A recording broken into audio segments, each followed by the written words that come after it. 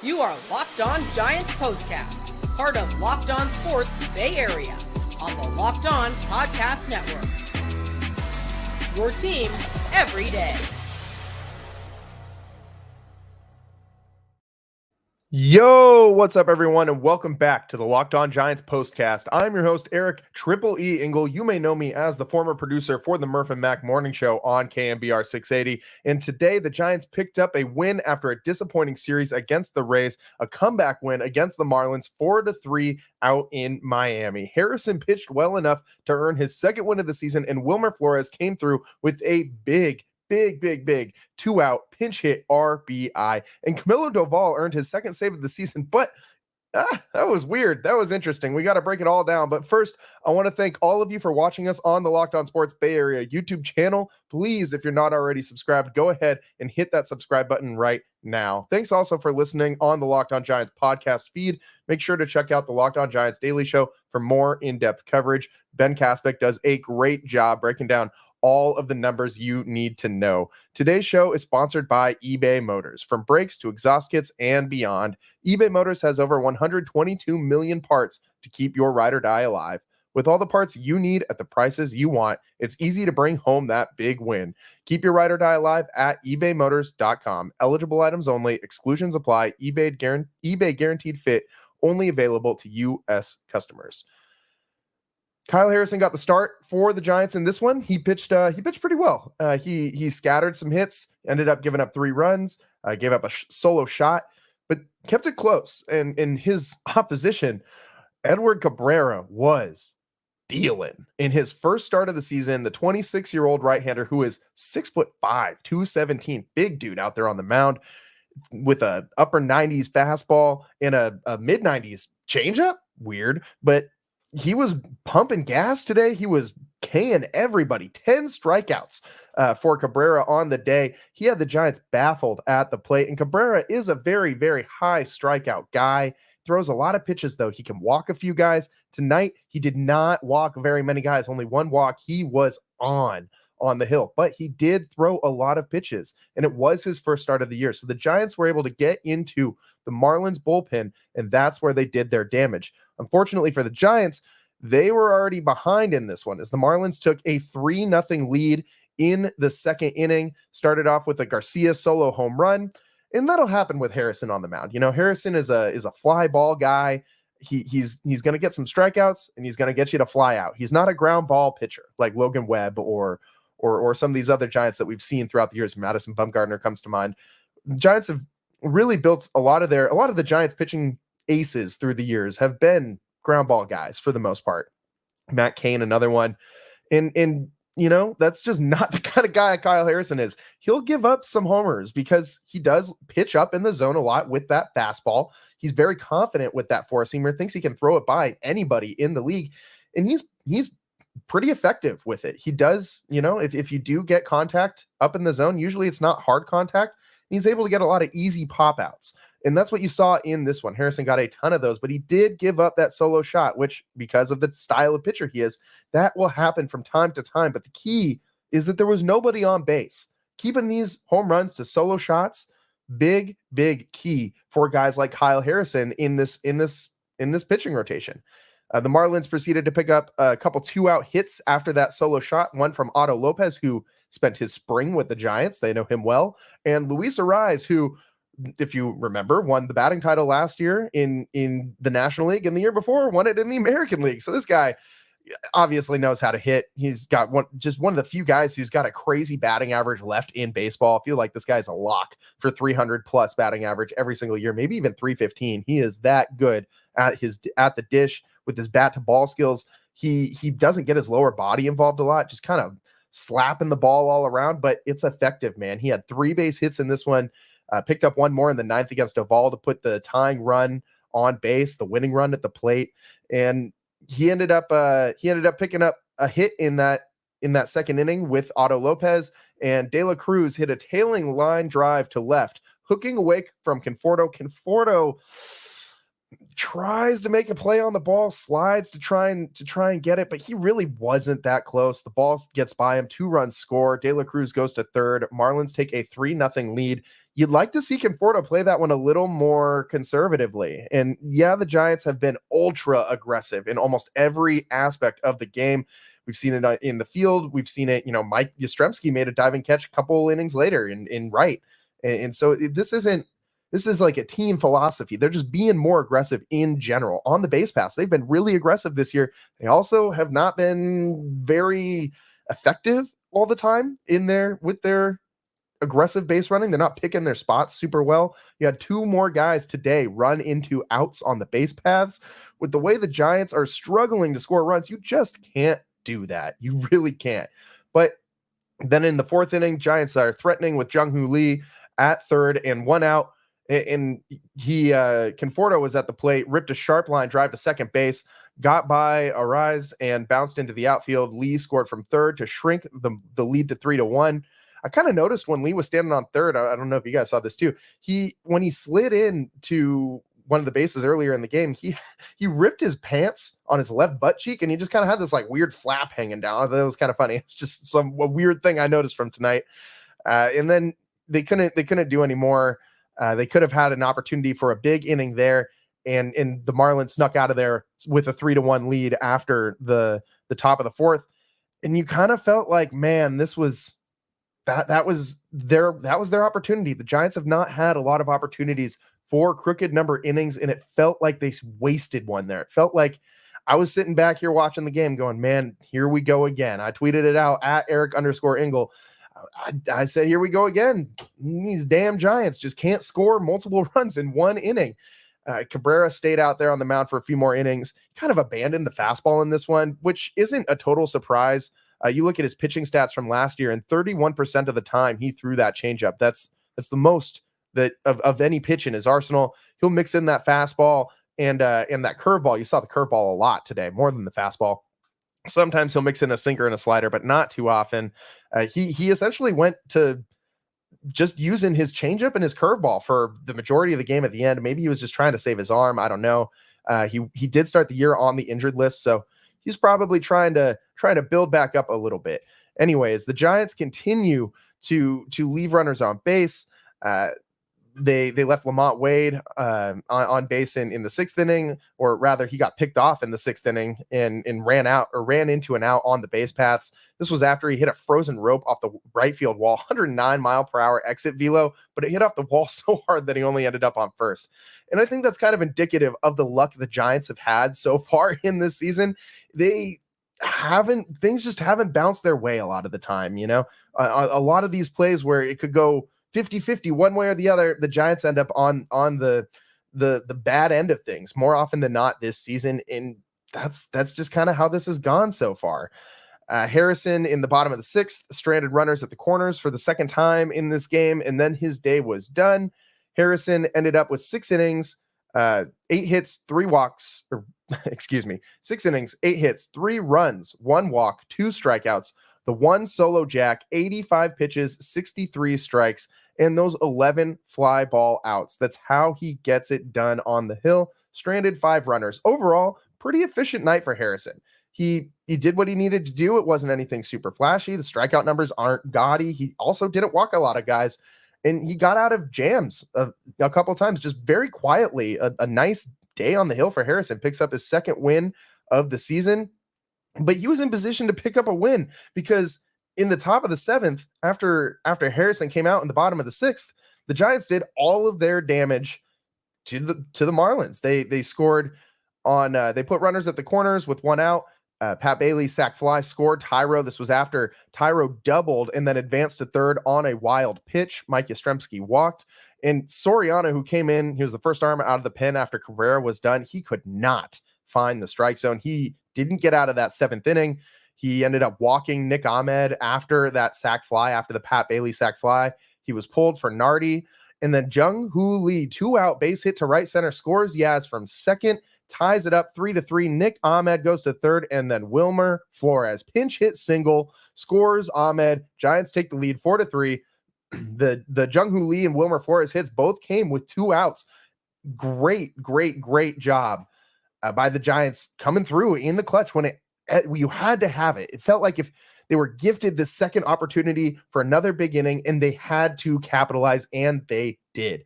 Wilmer hasn't been getting a lot of playing time this year, and maybe it's time that he starts getting some more at bats in the lineup. I know the Giants have done a good job sprinkling in his pinch hits. He's more or less platooning with Lamont Wade Jr. at first base, and Lamont has been hot.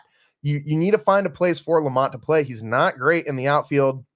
You got to figure out a way, I think, to get Wilmer Flores' bat in the lineup, though. I don't know how they're going to do it. It would be a weird puzzle to put together because Soler at the DH isn't a great outfielder. You don't want to put him out there.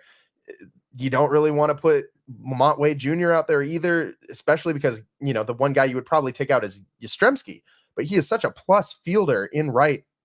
It's tough to do that. So we'll see if he ends up getting some more playing time, if this clutch RBI base knock, when they had to have it, maybe earns him a few more ABs. I think it should, man. I think you got to ride the hot hand at this point in the season. You're looking for a spark from anywhere.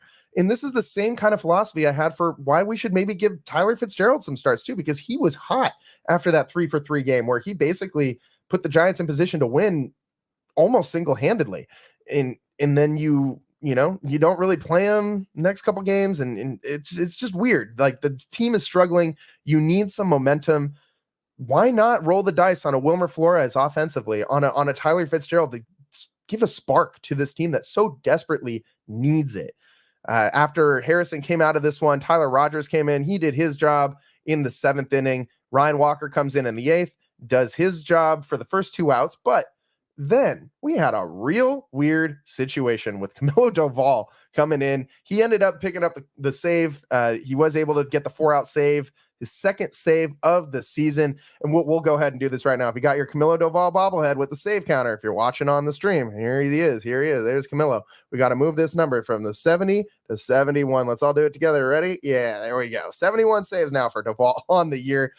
And he made it interesting, though. Jazz Chisholm stealing bases in the 8th inning with 2 outs while Doval was on the hill. We know he doesn't hold runners very well.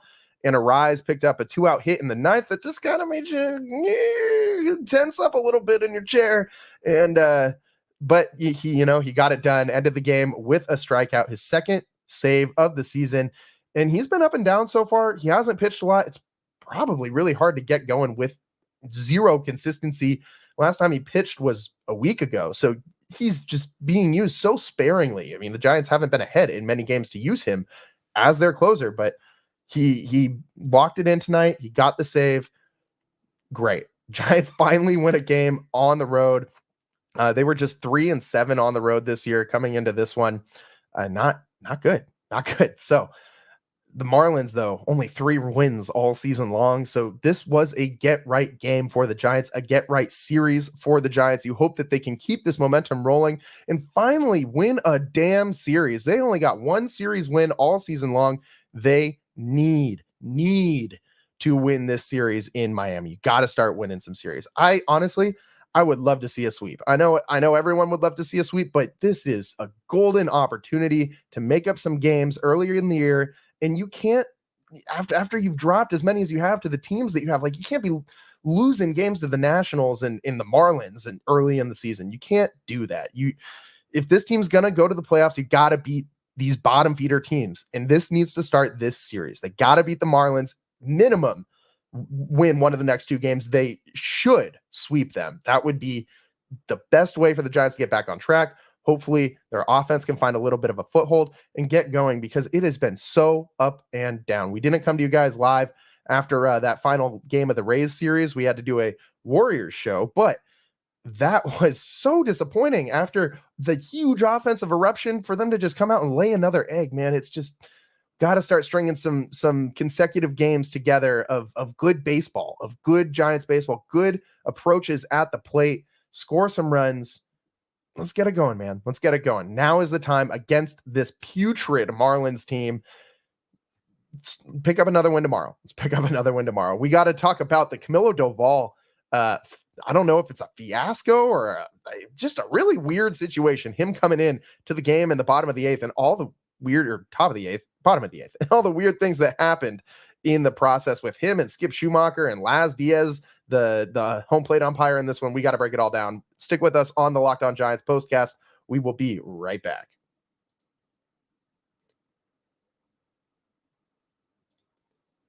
Passion, drive, and patience. The formula for winning championships is also what keeps your ride or die alive. eBay Motors has everything you need to maintain your vehicle and level it up to peak performance. Superchargers, roof racks, exhaust kits, LED headlights, and more. Whether you're into speed, power, or style, eBay Motors has got you covered. With over 122 million parts for your number one ride or die, you'll always find exactly what you're looking for. And with eBay Guaranteed Fit, your part is guaranteed to fit your ride every time or your money back. Because with eBay Motors, you're burning rubber, not cash. With all the parts you need at the prices you want, it's easy to make your car the MVP and bring home huge wins. Keep your ride or die alive at ebaymotors.com. Eligible items only. Exclusions apply. eBay Guaranteed Fit only available to U.S. customers. And today's show is sponsored by Monopoly Go. We've all been there, either as a player or a fan. It's halftime and the scoreboard isn't looking good. You're feeling low, not sure you or your team can pull out a win. That's when you dig deep, lift your head and say to yourself, time to get back in the game, pull off some bank heists, and take as much of my friends' money as I possibly can. That's right. The smash hit mobile game Monopoly Go lets you compete with your friends to get the most riches and the biggest empire. It's the Monopoly you love, but on your phone, anytime, with tons of new twists, including leaderboards to compare your progress to your buddies. There's so much to do in Monopoly Go. Play on countless dynamic Monopoly boards, make your friends bankrupt by smashing their landmarks with a wrecking ball, charge other players rent for your iconic properties. You can even work with your friends to crack open community chests and in tournaments to get rewards and climb up that leaderboard. So get back out there, put on your game face, and download Monopoly Go today, now for free on the App Store or Google Play.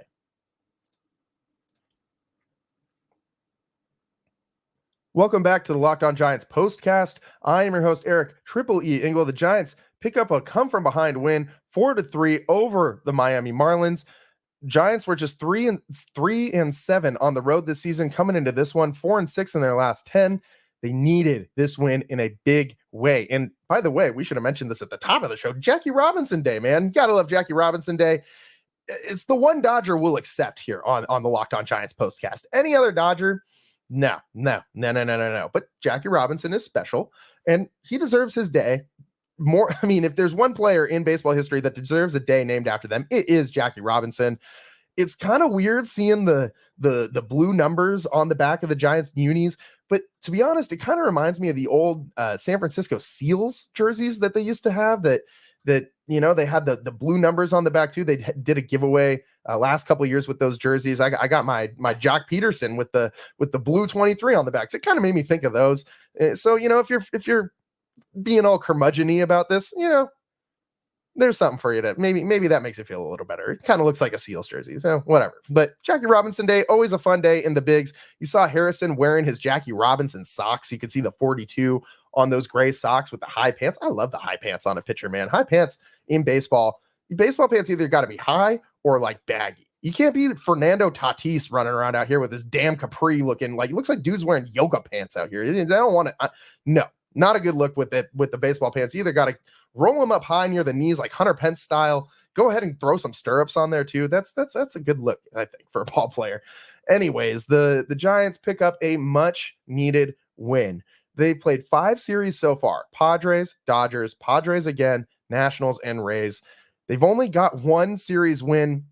It was the second time they faced the Padres. They got swept by the Dodgers. They've been outscored coming into this one. They were outscored by 11 runs so far this season, 81-70.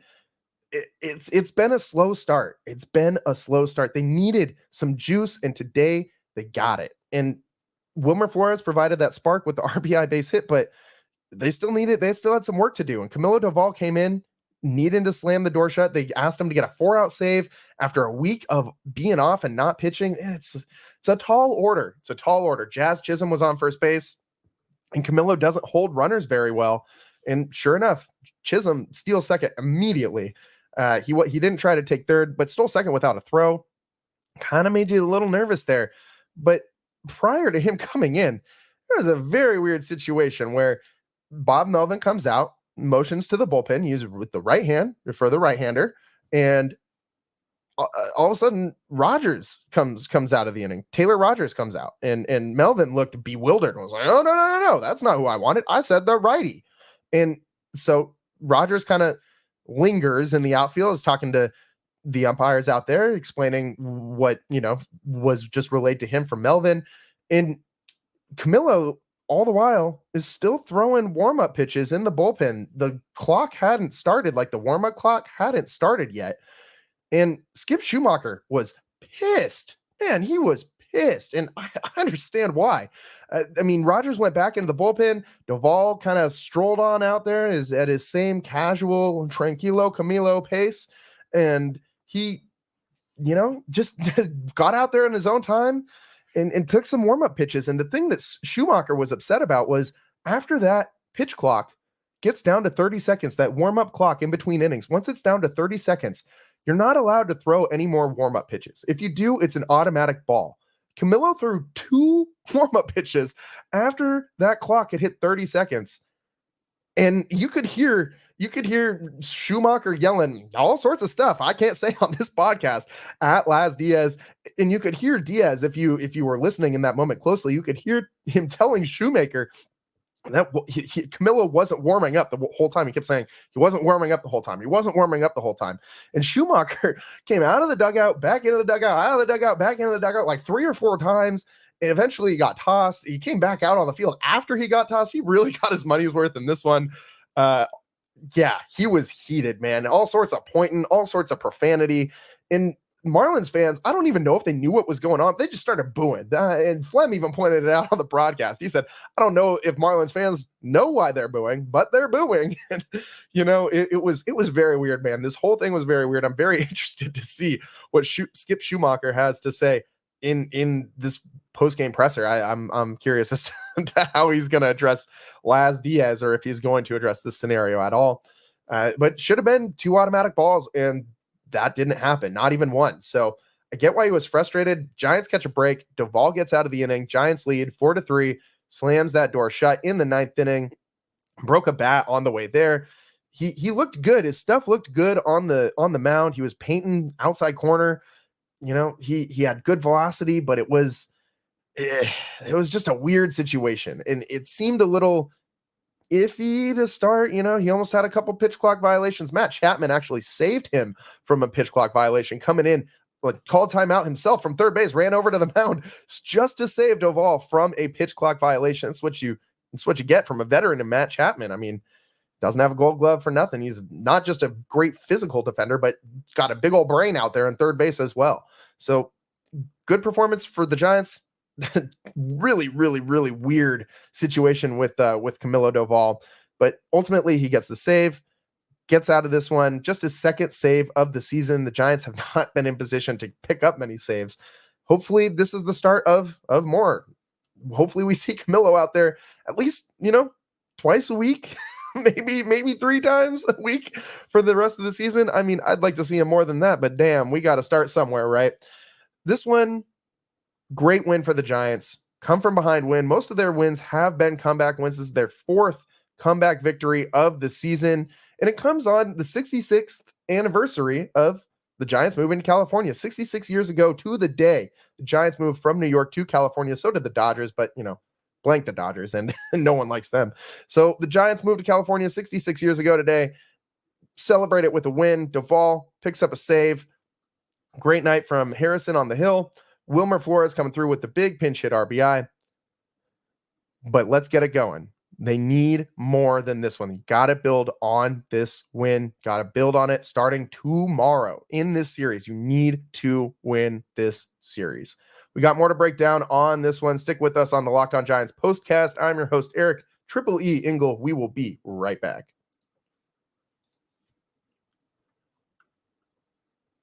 Today's show is sponsored by Yahoo Finance. When it comes to your financial future, you think you've done it all. You've saved, you've researched, you've invested all that you can. Now, you need to take those investments to the next level by using what every financial great uses, Yahoo Finance. For more than 25 years, Yahoo Finance has been the brand behind every great investor. Whether you're a seasoned investor or you're looking for that extra guidance, Yahoo Finance gives you all the tools and the data you need all in one place. They're the #1 finance destination, producing a holistic look at the financial news cycle, including breaking news, original editorial perspectives, analyst rankings, independent research, customizable charts, and so much more. Securely link your brokerage accounts for a unified view of your wealth, including 401k and other investments. A comprehensive perspective is what sets apart great investors, and that's how Yahoo Finance ensures you have the insight to look at your wealth in its entirety. With a community of over 90 million users each month, their real strength is helping you on your way to financial success. For comprehensive financial news and analysis, visit the brand behind every great investor, yahoofinance.com. The #1 financial destination, yahoofinance.com. That's yahoofinance.com.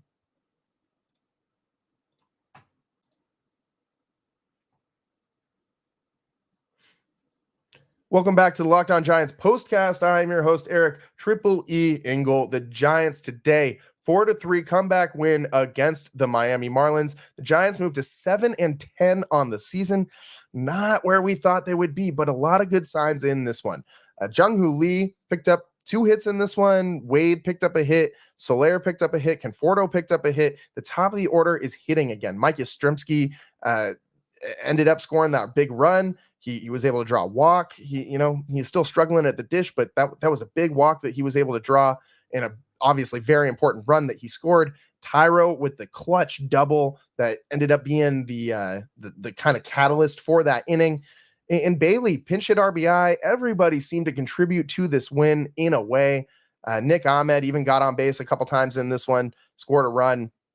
It's nice to see the whole lineup kind of contributing.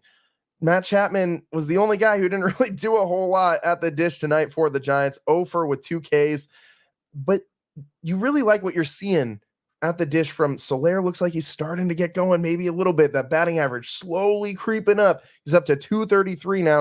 Not where you want to see. The OPS, though, the slugging, that's really what you want to see go up with Soler. You want to see him start hitting some more moonshots like he did that other night when he hit that 440-foot bomb.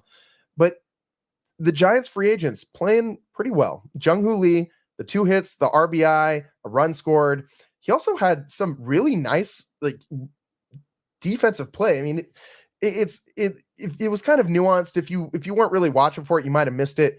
But his arm, man, a couple times he really showed off that arm, like 2 or 3 times in this one, throwing from center field to third. And he didn't get Jazz Chisholm at third in one of these plays, but Jazz is one of the fastest guys, one of the best base runners in baseball. And it looked like he was going to have third base easily, like stand up. But Lee put a seed right into Chapman, a 1-hop strike. And Chisholm had to hustle in there, slide. I mean, it ended up being a relatively close play compared to what we thought it was going to look like. And Jung-Hoo Lee showing off that arm a couple times, keeping runners at second base, not letting them advance to third, helped the Giants out in this one. And it's good to see that going forward, because he's going to be a guy who's going to have a lot of opportunity for some outfield assists. And we didn't really know a whole lot about his arm, how that would look at Oracle, especially in that big outfield. And he looks like he's perfectly fine out there with his arm. We knew the glove was great. We knew the speed was great, but how was the arm going to look when he got here? And arm looks fantastic, just as good as the rest of the package out there in the field. Jung-Hoo Lee patrolling center field makes me feel great about the Giants outfield defensively, and that's something I have not felt in a long time. This guy, I've said it a few times on the show, but this guy is a home run, slam dunk, whatever analogy you want to use. He is a great signing for the Giants. I think, honestly, he's going to end up being the best free agent signing since they brought Barry Bonds to the team back in the 90s. He is that good. He's going to impact this team for years to come. He's your rock solid leadoff hitter. He's great defensively in center. He did try to steal early in this game, got thrown out, but it was so close. You have to imagine that he's going to end up stealing a couple bags in his career for the Giants, more than a couple. He almost ended up stealing second on that play. He was barely out. I thought the Giants might have reviewed that one, but he stole on a 96-mile-an-hour fastball that was high up in the zone. So the catcher had a pretty easy pop to get him down at second base. That's not the pitch you want to run on. Cabrera, not the easiest pitcher to run on. He's, you don't want to pitch a guy who's got a quick delivery, or you don't want to run on a guy who's got a quick delivery to the plate and throws heat. That's the toughest type of pitcher to run on. And he got hosed at second. But you like what you see. You like the whole body of work. But most of all, you like the win. The 4-3 come from behind victory. The Giants thankfully pull out a win. They needed this one so bad. Get back in the win column. 7-10 on the season. The Marlins fall to 3-14. Walter Ika Balsetta checking in saying, will Jung-Hoo Lee be rookie of the year? I don't know. I'm not willing to go there yet. I think Jackson Holiday might have something to say about that. There's going to be a lot of really good rookies in baseball this season, especially with all of the talent coming over from Japan. I mean, he's in Korea. He is not the only guy to come over from the Far East this year and make an impact for his team. You're seeing it all around baseball. The pipeline from the Far East to MLB has grown significantly, and it's going to be tough. I feel like a lot of these guys who end up winning Rookie of the Year going forward are going to be guys who are just coming over from the KBO, and they're going to be a lot more prepared to play at a major league level, I think, than some of these younger guys coming up. We're going to see a lot of guys like Jung-Hoo Lee in the future coming to big league clubs and contributing right away and not this delayed start, let's wait a couple weeks to bring a guy up. So they're also going to have the advantage of playing a full season. A lot of these guys are. So we'll see. I think he'll be in the mix. I think he'll be a top 3 candidate, maybe a top 4 candidate for National League Rookie of the Year. We will see. That's about all the time that we got for you in this one on the Locked On Giants postcast. I'm your host, Eric Triple E Engel, and we will see you next time. Peace.